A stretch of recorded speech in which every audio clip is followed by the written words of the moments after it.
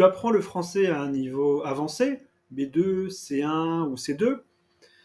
Donc, tu dois comprendre l'actualité avec plus de précision et saisir les nuances. Cette semaine, je te propose de revenir sur l'allocution d'Emmanuel Macron. Dans celle-ci, il a alerté sur la menace russe, je le cite, et il a appelé l'Europe à renforcer sa défense, alors que les États-Unis suspendaient leur aide à l'Ukraine. Alors, je ne vais pas te raconter ou te commenter le discours d'Emmanuel Macron. On va voir ensemble 7 titres d'articles et 7 chapeaux qui parlent de cette allocution. Et donc j'ai volontairement choisi des journaux et des angles différents pour que tu puisses voir différents angles et bien sûr repérer du vocabulaire journalistique, des expressions idiomatiques et des tournures très utiles pour raffiner ta compréhension d'articles et bien sûr ton écrit. N'oublie pas que tu peux t'inscrire pour rejoindre le cercle de français avancé. Je vais proposer un quiz dans lequel tu pourras réutiliser des expressions que je vais expliquer aujourd'hui. Donc ce quiz sera réservé aux membres du cercle de français avancé. Le lien est dans la description. C'est parti. Voici notre premier article, tiré du Parisien. Donc, regardons le titre. Guerre en Ukraine, l'allocution d'Emmanuel Macron a rassemblé 15,1 millions de téléspectateurs. Alors, ici, cet article a un ton informatif, donc on indique tout de suite le thème. Il s'agit de la guerre en Ukraine. Un mot-clé qui va être repris dans tous les articles, c'est bien sûr l'allocution. Une allocution, c'est le fait de prononcer un petit discours, de prendre la parole dans un contexte officiel. Donc, le Parisien nous indique que 15,1 millions de téléspectateurs ont regardé, ont suivi l'allocution du président de la République. Informatif, qu'on nous donne ici juste une information sur l'audience. Donc c'est beaucoup de monde, évidemment. Dans le chapeau, c'est-à-dire dans le petit texte qui va résumer l'article, d'autres informations, on nous dit que cette allocution a duré une quinzaine de minutes et que le chef de l'État a déclaré qu'il faudrait des réformes du choix du courage. Donc, citation. Des réformes, donc, en France, du choix, établir des priorités, et du courage pour motiver. Dans la nouvelle ère qui s'ouvre face à un rapprochement entre Washington et Moscou. L'expression la nouvelle ère, ici, indique un changement extrêmement important. Autre exemple, on pourrait dire que l'intelligence artificielle nous fait entrer dans une nouvelle ère, parce que cela implique beaucoup de changements. Et la cause de cette entrée dans une nouvelle ère, d'après le président Macron, c'est le rapprochement entre Washington et Moscou, entre les États-Unis d'Amérique et la Russie. On passe à l'article suivant pour glaner plus d'infos et de vocabulaire. Voici maintenant un article du Figaro. On regarde le titre ensemble. Guerre en Ukraine, menace russe, États-Unis, défense européenne, ce qu'il faut retenir de l'allocution d'Emmanuel Macron. Alors, on retrouve les mêmes mots-clés. Guerre en Ukraine, bien sûr, c'est le thème. La menace russe, donc une menace, quelque chose qui est dangereux pour quelqu'un ou quelque chose. Et voilà, ça va parler aussi des États-Unis, bien sûr, et de la défense européenne. Ce qu'il faut retenir, ça nous indique que l'article va probablement proposer une synthèse de l'allocution, mot que nous venons de rencontrer dans le précédent article. On regarde aussi le petit chapeau. Voici ce qu'il nous dit. Dans un moment de bascule géopolitique, la bascule géopolitique, Une bascule, c'est un moment de grand changement. Basculer, c'est un changement brutal d'équilibre. Voilà, si on est au bord d'une falaise, on peut basculer dans le vide. Donc, dans un moment de bascule géopolitique, marqué par la suspension de l'aide militaire américaine, petite faute d'orthographe, il manque le E, à Kiev, après l'altercation entre les présidents américains et ukrainiens, après l'altercation entre Trump et Zelensky, l'altercation, donc c'est cette scène dans le bureau ovale à la Maison Blanche, lorsque Trump et Vance et Zelensky se sont disputés. Voilà, ils ne se parlaient plus de manière diplomatique, mais ils se disputaient, c'était assez fort. Une altercation, c'est vraiment très très fort. Le chef de l'État français a tenu, donc il a voulu, remobiliser l'opinion publique ce mercredi soir. Mobiliser ou remobiliser, c'est vraiment encourager les gens à faire quelque chose. Aussi une petite connotation un petit peu militaire. On parle de mobilisation quand on veut voilà, réunir des troupes pour aller au combat. Donc remobiliser l'opinion, c'est ici voilà, dire attention, tenez-vous prêts. Notre article suivant est tiré de l'Humanité. Donc c'est écrit en rouge vif. L'Humanité, c'est la tendance historiquement communiste dans la presse. Donc avec un beau titre rouge et une citation en rouge. Donc la citation est indiquée par les guillemets. Vous savez tout de suite que c'est une citation, donc très probablement d'Emmanuel Macron. C'est le cas. Qui peut croire que la Russie d'aujourd'hui s'arrêtera à l'Ukraine? Alors, intéressant, procédé que vous pouvez utiliser à l'oral ou à l'écrit. On commence par une question rhétorique.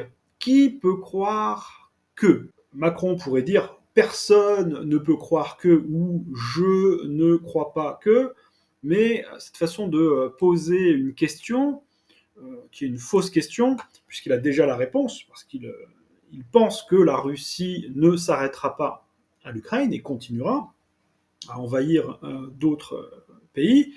Donc une question rhétorique comme ça peut dynamiser votre discours. Ça permet d'éveiller la curiosité et de relancer l'intérêt du lecteur ou de l'auditeur. Encore une fois, ce qu'il fallait retenir, donc on va avoir dans l'article un résumé de l'intervention. Alors ensuite, dans le chapeau, on nous dit qu'Emmanuel Macron s'est adressé aux Français, donc c'est adressé, s'adresser à quelqu'un, s'adresser aux Français, ici c'est le cadre officiel. Il a réaffirmé le soutien de la France, donc le soutien, soutenir un pays ou soutenir quelqu'un, et de ses alliés européens à l'Ukraine, alors que le retrait de l'aide militaire américaine rebat les cartes. Alors que ici, on a une idée de simultanéité, donc au moment où le retrait de l'aide américaine, de l'aide militaire américaine, donc le retrait, c'est bien du verbe retirer, donc l'aide militaire américaine a été retirée, et on nous dit que cela rebat les cartes. Alors, ici, une expression intéressante qui vient du jeu de cartes. Alors, je n'ai pas de jeu de cartes avec moi. Peut-être que vous avez déjà joué aux cartes, j'imagine. Peut-être, je ne sais pas, au rami, au poker ou un autre jeu de cartes. Entre deux parties, vous devez battre les cartes, les mélanger. Donc, rebat les cartes, cela rebat les cartes, ça signifie cela change complètement la situation. D'ailleurs, à propos d'expressions avec les cartes, oui, Trump avait dit à Zelensky, c'est la même chose en français, vous n'avez pas les cartes. En français, on pourrait dire, voilà, vous n'avez pas les cartes en main. Vous n'avez pas les cartes en main. Ce qu'il voulait dire, c'était, vous n'avez pas de possibilité d'action. Alors, notre quatrième article provient du Monde. Avant de le lire, vous voyez qu'il y a des guillemets, donc on a une citation, encore une fois. Est-ce que c'est une citation d'Emmanuel Macron? Eh bien, alors si on lit rapidement, on voit que non, parce que on dit que voilà, quelque chose est porté par Emmanuel Macron. Donc, c'est une citation de quelqu'un d'autre. Donc, on verra que c'est une citation en fait de cette dame, Françoise Fresso, qui est éditorialiste au Monde. Alors, on regarde ce titre citation. Là, on va voir qu'on n'est plus dans le compte-rendu, mais plutôt dans la réaction et dans l'analyse. Alors, qu'est-ce qu'elle nous dit, Françoise Fresso? Elle nous dit que le fossé entre le discours sur la souveraineté européenne porté par Emmanuel Macron et sa difficulté à maîtriser les finances de son pays restera comme un grand paradoxe. Alors, long titre, une longue citation. Ici, mot très utilisé dans les médias, très important, c'est le premier, c'est un mot-clé. On parle de fossé. Un fossé, c'est bien un trou dans la terre. Ça peut être aussi un trou creusé au bord de la route, ou à côté de votre jardin, ou dans votre jardin. Donc concrètement, c'est l'idée d'un trou, mais dans le sens imagé, très utilisé dans les médias, un fossé, c'est vraiment une grande différence entre deux choses. Donc, la journaliste nous dit qu'il y a un fossé, une très grande différence, un très grand écart entre le discours de Macron sur la souveraineté européenne, la souveraineté, le fait de pouvoir décider politiquement de manière indépendante. Donc il y a une différence entre ce discours de souveraineté et la deuxième chose, difficulté à maîtriser les finances de son pays, la France. Donc il y a une grande différence, un grand écart entre les deux choses, et d'après la journaliste, c'est un paradoxe. Le chapeau va expliquer cela, développer l'idée de maîtriser les finances, donc la difficulté à maîtriser les finances. Donc on nous explique que la France est une nation surendettée, qui a beaucoup de dettes, et sous forme de question, les journalistes demandent est-ce qu'elle peut, la France, se placer à l'avant-garde du combat pour la souveraineté? Donc l'idée, c'est que si la France n'arrive pas à régler ses problèmes financiers, comment peut-elle être en première position, en avant-garde, à l'avant-garde, pour parler de souveraineté? Voilà, on passe à l'article suivant. Alors, l'article suivant a une expression assez intéressante. Donc, on voit que c'est une interview. Le titre, Guerre en Ukraine, c'est notre thème. Depuis son allocution, Emmanuel Macron bénéficie de l'effet drapeau. Alors, peut-être que tu as déjà rencontré cette expression, mais toujours intéressant quand tu es confronté à une expression mystérieuse dans un titre. Essayez de proposer une hypothèse. Peut-être que tu sais ce qu'est un drapeau, je pense, et donc avoir une petite idée, quelque chose en relation avec le drapeau, et après aller voir dans le chapeau pour confirmer ton hypothèse, ton idée. Alors l'effet drapeau, bon, qu'est-ce que ça pourrait être? Le drapeau, eh bien, c'est le symbole d'un pays en général. Donc, le drapeau français, bleu, blanc, rouge. Donc l'effet drapeau, l'effet d'un symbole qui représente la nation, drapeau, on peut peut-être déjà commencer à imaginer des choses. Un effet lié à peut-être au soutien national. Alors on va voir, on va regarder dans le chapeau. Donc, responsable des études politiques pour l'Institut de sondage Via Voice, Adrien Broche, qui est sûrement la personne interviewée, revient pour Libération, donc c'est un article de Libération, ou Libé, sur le discours, ou l'allocution, du président de la République et ses effets sur sa cote de popularité. Là, on a l'explication de l'effet drapeau. Donc l'effet drapeau, c'est quand il y a un événement grave en général, il peut un dirigeant peut bénéficier de l'effet drapeau, c'est-à-dire qu'il est plus populaire parce qu'il y a un mouvement en fait, de solidarité et de soutien national. Donc ça peut être lors de tragédies comme les attentats ou de guerres ou d'autres menaces comme, je sais pas, la pandémie par exemple. Donc voilà, cet effet drapeau, expression qui peut être un peu mystérieuse dans le titre, mais si on regarde le chapeau et puis ensuite après bien sûr l'article, voilà, et on va voir un drapeau après. Donc l'effet drapeau, une augmentation de la popularité d'un dirigeant politique lors d'un événement. Alors notre sixième article est tiré du Temps, du journal Le Temps. Ici, que nous indique le titre?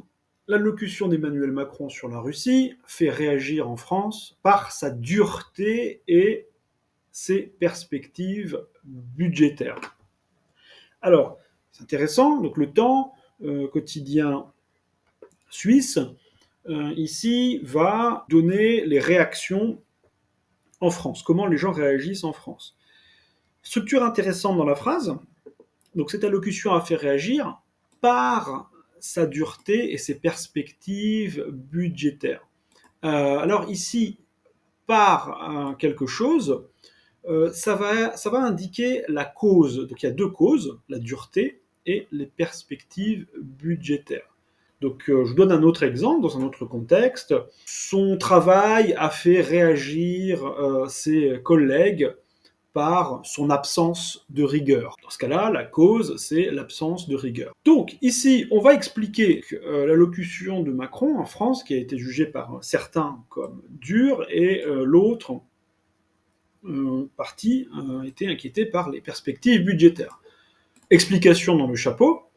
Donc à droite, certaines voix jugent les propos du président excessifs sur l'ampleur de la menace russe. Menace entre guillemets, on prend de la distance.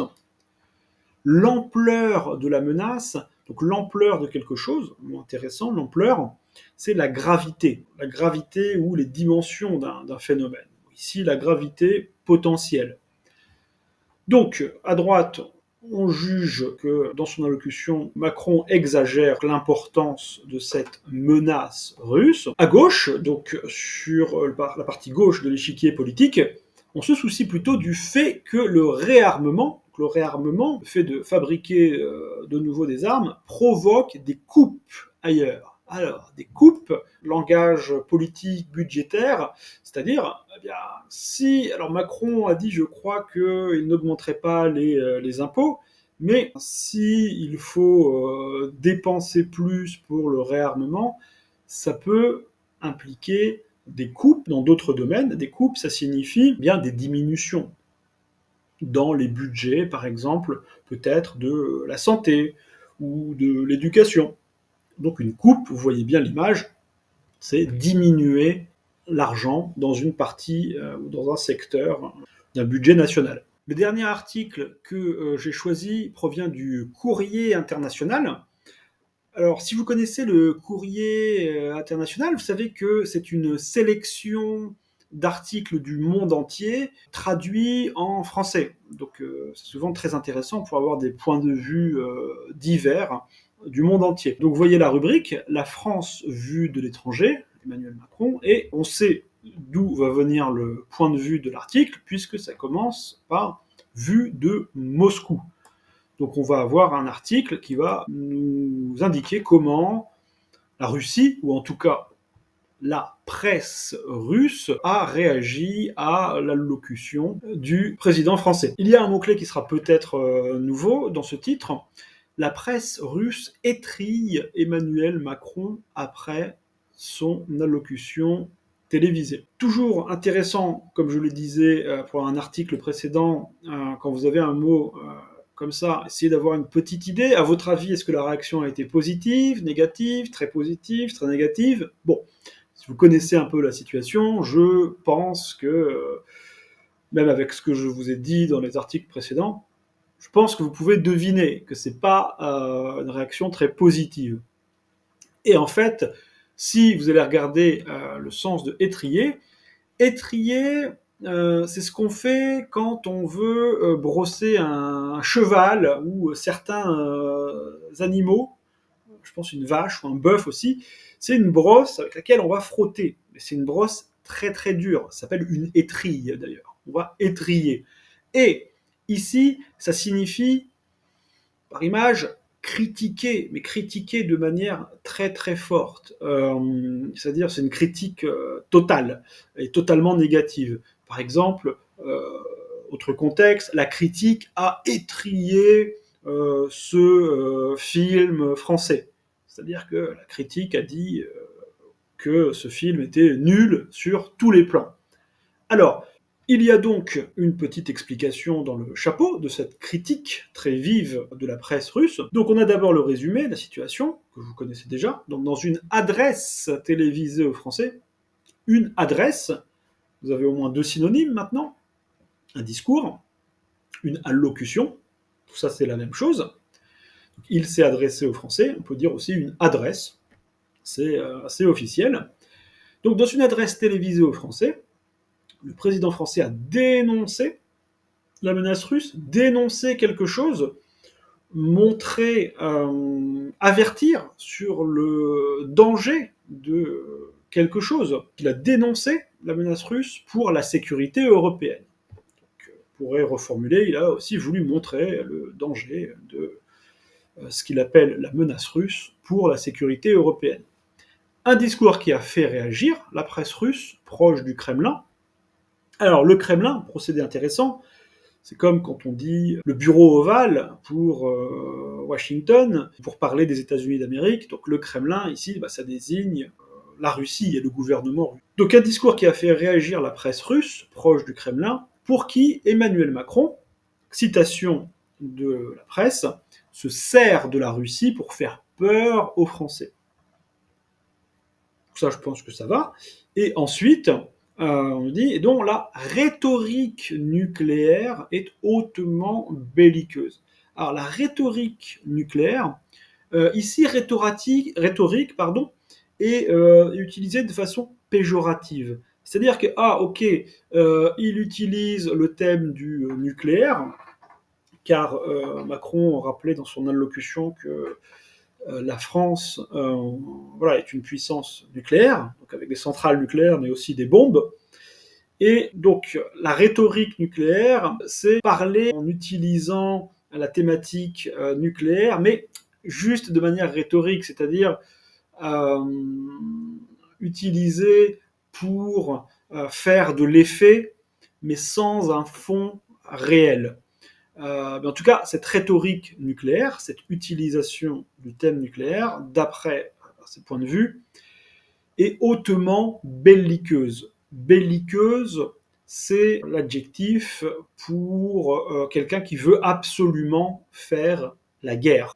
Donc je résume, d'après la presse russe, Macron voudrait faire peur aux citoyens français, et cette façon de parler et d'utiliser le nucléaire, donc la possibilité des armes nucléaires, cette rhétorique, cette façon de parler est agressive et chercherait à continuer la guerre. Voilà, c'est tout pour aujourd'hui. J'espère que tu auras découvert du vocabulaire utile dans cette revue de presse. N'hésite pas à me le dire en commentaire. Et bien sûr, n'oublie pas de t'abonner et de rejoindre le cercle de français avancé. Le lien est dans la description.